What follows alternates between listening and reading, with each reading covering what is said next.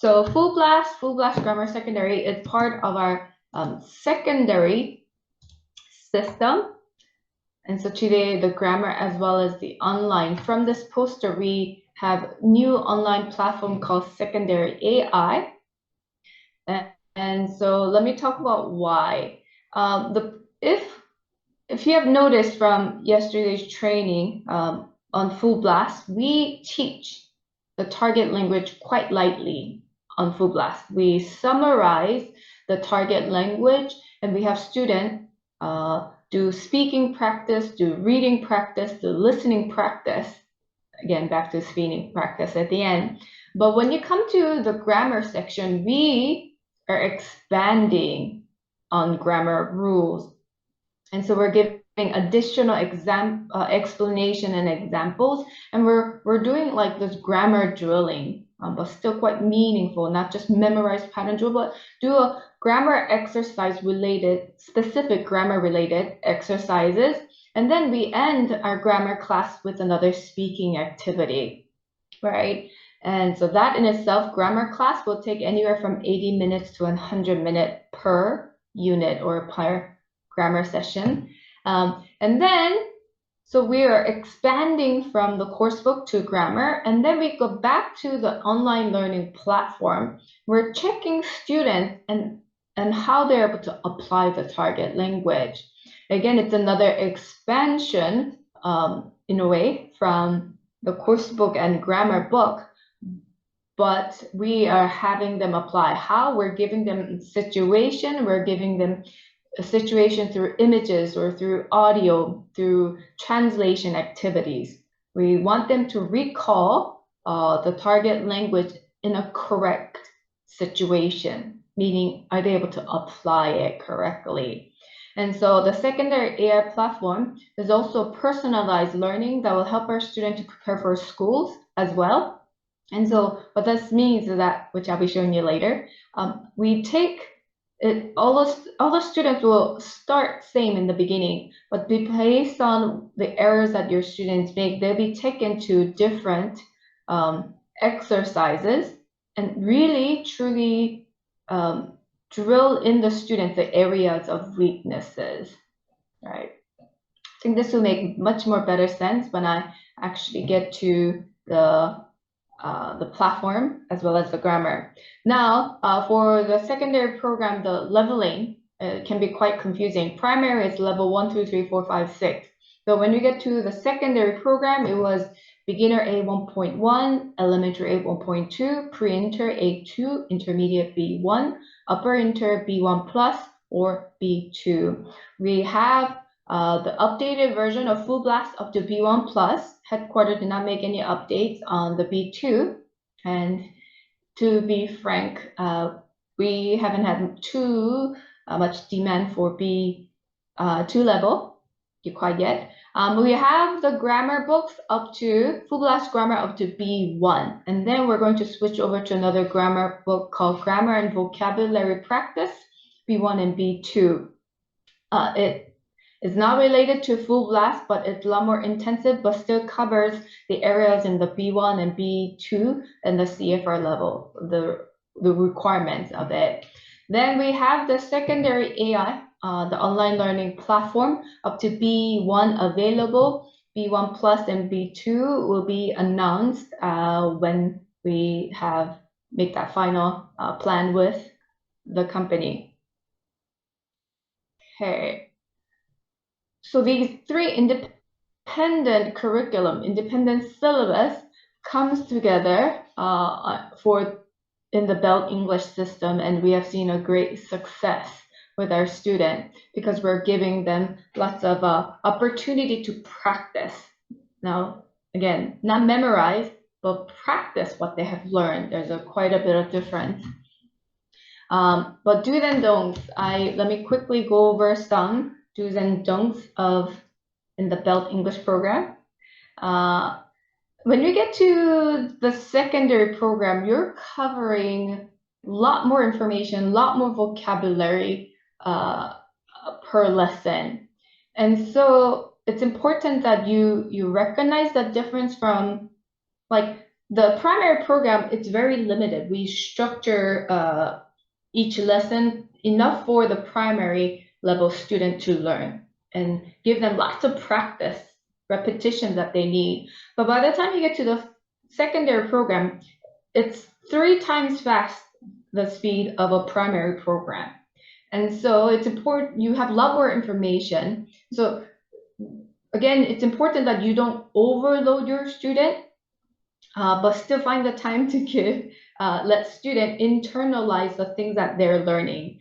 Again, we have the spiral curriculum where we will be repeating the rest of the grammar rules usage at a higher level. We scaffold 1 or 2 here, and the next level we add 2, 3 more, and add another 2 more functions usage at a higher level. And so trust in the our spiral syllabus and try not to go beyond what we ask you to cover in each lesson, or else you will never finish that lesson in that time. And second is recycle as much as possible. Again, in the secondary program, you're covering like 3-4 times the speed of primary. And so we want you to repeat the structures that they have learned as much as possible through your questions, through your design of asking students to speak in complete sentences. When they find that they're able to respond to you or understand and be able to respond to you, that really boosts their confidence and their desire to learn in your classroom. And so recycling is quite important in your class. And thirdly, our books, Full Blast, we're going to have topic, Full Blast or secondary program covers a lot more information. Our students' topics will go to things from the States and from Europe all over. And so some situation or certain terminologies may not be familiar or recognizable or relatable for your student. And so it's important that you understand the Korean culture and what is saying in the lesson and help student localize it so that it's relevant for them. For example, US uses the measurement system as inches and yards, feet, but here in Korea we use the metric system, which is the centimeters and meters, kilometers, and so, or gallons versus liters. And so when you have those information, translate that to local measurement so that they can understand what is this really saying, how significant this is. Again, this makes your class much more interesting for the student. Okay, now the first thing I want to show you is the Full Blast IWB that I've demonstrated yesterday. Just so first, before I get to the Full Blast grammar, so that you understand how they expand from, hold on, my apology, let me screen share, right, is the correct one. Okay, so this is the Full Blast lesson I demonstrated yesterday. Full Blast level 1.2 elementary module 4. Yesterday's lesson was on the grammar. Target language was understanding the difference between can, could, may, might. Well, not difference. How these modal verbs are used to make an offer, to ask for permission, to ask for a favor or request, and to express possibility in the present or the future. So express slight possibility. And we had them make sentences using the situation to make an offer in using any of these words. And then we also had them, we go back to this reading listening page and have them identify whether this situation, whether this right here, can I help you? What is that? And have them identify whether that was an offer, whether that was a request or permission or possibility.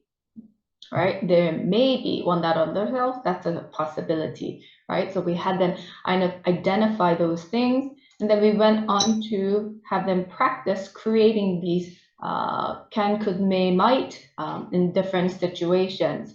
Then you come to the grammar page. Then our student came to the grammar page and do more. Then you're going to explain further on these grammar and the rules.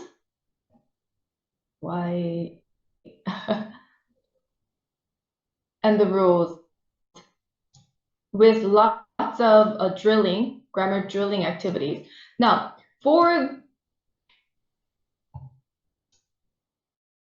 these grammar activities,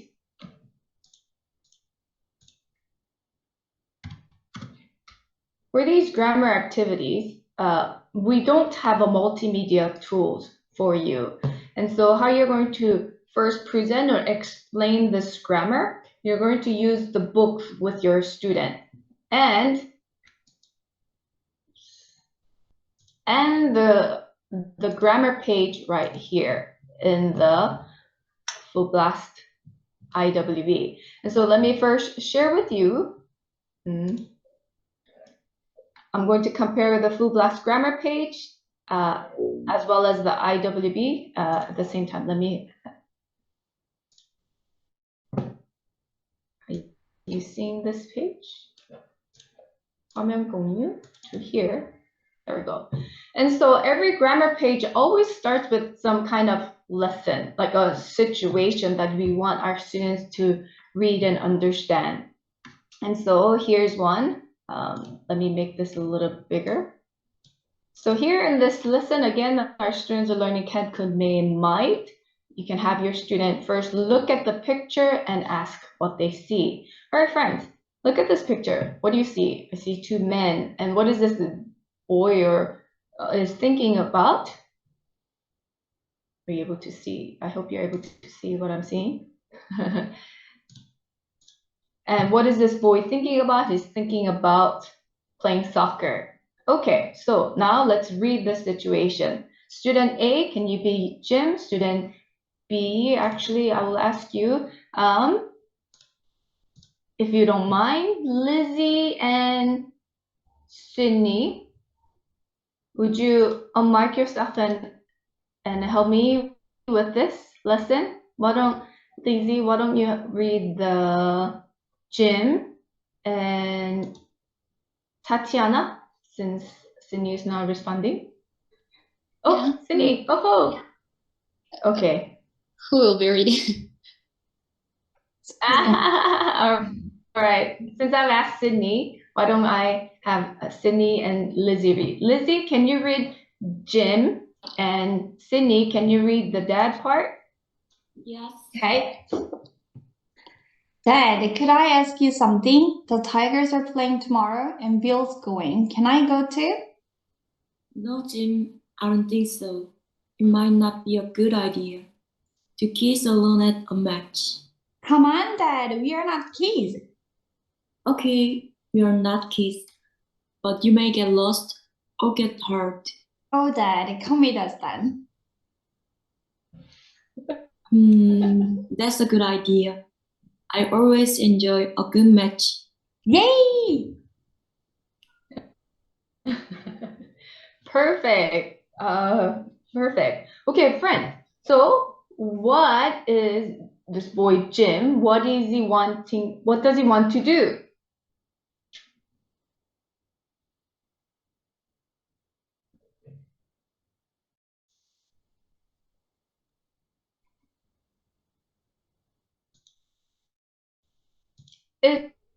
It's just 6 of us. I think you can unmute and participate. If you don't mind. The boy wants to go to the soccer match.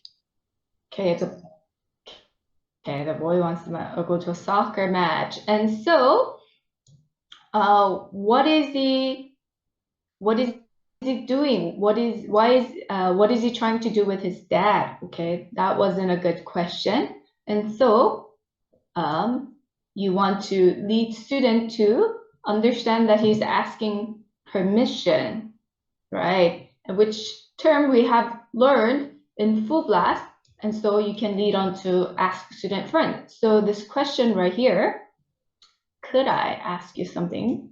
Oops, can I do it like that?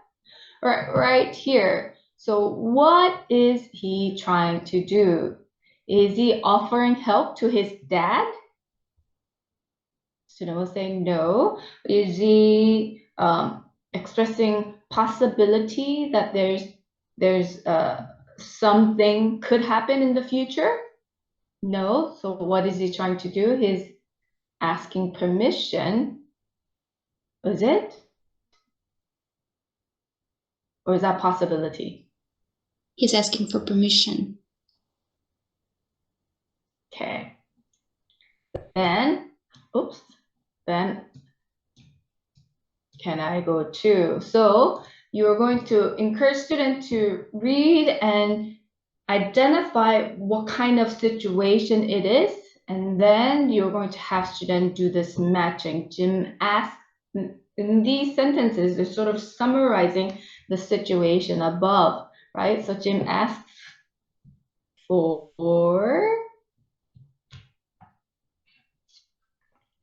and then you're going to have students read before you have them draw lines in their book. All right, Jim asks for permission to go to a football match. His father thinks it might not be a good idea. Why not? Because it might be too dangerous, or they might get lost or get hurt. And so Bill is going to the match. Jim's father likes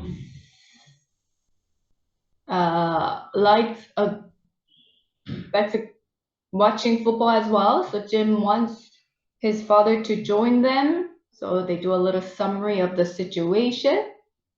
And then here, because we just talked about whether this is a permission, future, and then we go into the actual grammar rule that can, could, may, might are modal verbs, and this is what modal verbs do. And then you go into each section of asking for permission. And you can also use it to refuse a permission, refuse permission, and then to offer politely. So you cover these things right here, and then you ask students to make sentences like you have done in the course book section. And you cover this part and have students then create sentences. You go over the grammar, each section is like this, constantly getting them to try to use this. And you can also refer back to the situation. In this situation, if it was a permission, this is how we ask. If you're offering help politely, how would you recreate the sentence? How would you restate the sentence for request? How would you restate the sentence for possibility, right? So you can have them compare. So you are really expanding on grammar usage here. And then you're going to go to activities part. Teachers, one thing I highly invite you to do is don't spend the time. Again, academies must make this decision, but one of the advice I like to give you is not a mandatory, but advice I would give you is to go over these activities verbally with the students first before you have them write it. In fact, I'll just do one or two of these activities verbally for each activity, right here like this. Just a couple of them, so they get an idea of what is that they're expected to do, right? And doing this verbally will take you about, after doing introduction, doing the grammar, you're probably already 50 minutes into your class, depending on the lesson, right? Then you want to come to the speaking part. You have them read and try to find out what is the situation here, what's happening. It's a festival, a summer festival. What's happening in the festival? The art Moscow, the modern Russian painting, body painting, table tennis, all these activities are happening there. And so, Ben, do you think would they like to go there? And whether he would, why or why not? Because he likes art, because, right? So we're trying to make that connection here. And you to have them do the speaking activity. And that will take you to, actually, let's try it because there are only a few of us. I think we can even have you mic yourself and do it. So this is how I'll approach it. Friends, here, now we're going to do, now it's the speaking activity. Okay, we're going to work in pairs. Let's look at this. I want you to read it and tell me what we need to do. So here's a poster. What is this poster about? This poster is about summer festival that is taking place in July. Okay, nice. Okay, what are the dates? From 24 to 29 of July. Okay, so thank you. So what's happening at the festival? What are some events?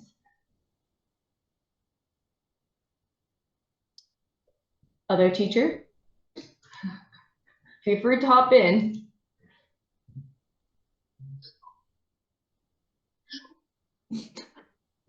Okay, there are a lot of modern Russian paintings there and body paintings, teenage table tennis, also kids theater, all-star circus where you can see a lot of animals, and blue striped rock concert for people who likes music, and skate fun for people who like sport. Okay, all right. This is A1.2 level about the middle. Your student will, I don't know if they'll be making that connection, but nice job. If they don't, I think I'll follow with a question. So let's say your student at this level, they'll say art, Moscow, body painting, teenager. They'll just read the title. And so I will ask them then on next question, like, oh, who would like skate fun? Someone who likes to skateboard would like it. And so try to have them make that connection and say that as well, what you have just said, Tatiana. Okay, so then now let's read about these two characters. Okay, this is Ben Dale. What are something that he likes to do? Ben likes to skateboard. He likes to play electric guitar, and he likes wild animals. Okay, how about this person? And then have student. Sorry, dang it, I kept meaning to ask you, but I'm going on. So, all right. So friends, now let's talk about whether Ben would like to go to Art Moscow. When, why, or why not? Oh, sorry. Go ahead, Sydney. Ben will go to watch Art Moscow.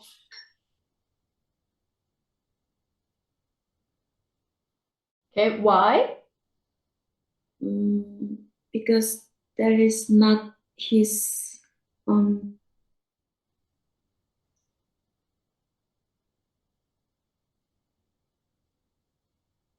I don't think Ben likes art. Yeah. So he might not go to the Art Moscow because he doesn't like art. Yeah, this is a kind of example right here. How about Lorraine? Do you think Lorraine, oops, sorry. Do you think Lorraine would like to go to the Art Moscow event? Yes. Why? Probably she could go there because she likes drawing, which mentioned in her preferences. Okay, so she might go. So I'm gonna, nice job. Oh, why don't we try to use the term might, because that's a possibility. So she could go, she might go, she may go. Let's try to make your sentence using those possibility words. And then I'm going to lead student on to make those sentences. Okay, after talking about each student like this, encouraging students, so you can, how many events are there? 1, 2, 3, 4, 5, 6, 7, plus the a festival as a whole, you can talk about it. So that's 2 people, 2 characters right here with 8 different things that you can talk about. So that's 16. You can have students speak 16 times. And so if you have 5, 6, 8 students, you can divide up the numbers and make sure every student gets an opportunity to talk, speak, whether they, Ben or Lorraine may or may not, might or might not, or may not, could. Okay, talk about these things. Then you come to, so if you do that speaking activity, that'll probably take you about 20 minutes. And then you come to this writing activity and have students ask themselves, write about themselves, whether they might or whether they would go to the festival. I might go because I like so-and-so things, right? I would enjoy doing skateboarding, or I like to listen to music, and so I may enjoy the rock concert. I like wild animals, and so you have students write about it. And if you want to go a little further with their writing, because you have such an advanced student, then I would say have them write about Ben and Lorraine and put it into a third person. She might, she may, and so they get to compare first person and the third person perspective. And so this is how I would teach the grammar. Again, you don't have any multimedia materials for you, so you're going to need to do this verbally with the students, with them looking at the page. But when you're getting to this grammar explanation part, you can also use the grammar page in the IWB, Full Blast IWB, and you have this reference information right here that you could use to further expand or explain things. Okay, so I think, I hope it was clear on how we take the grammar from course book, then we expand more with the actual grammar terminologies on what this can, could, may, might, what they are, which is the modal verbs, and what their functions are. And here are these 4 functions, and do the grammar activity.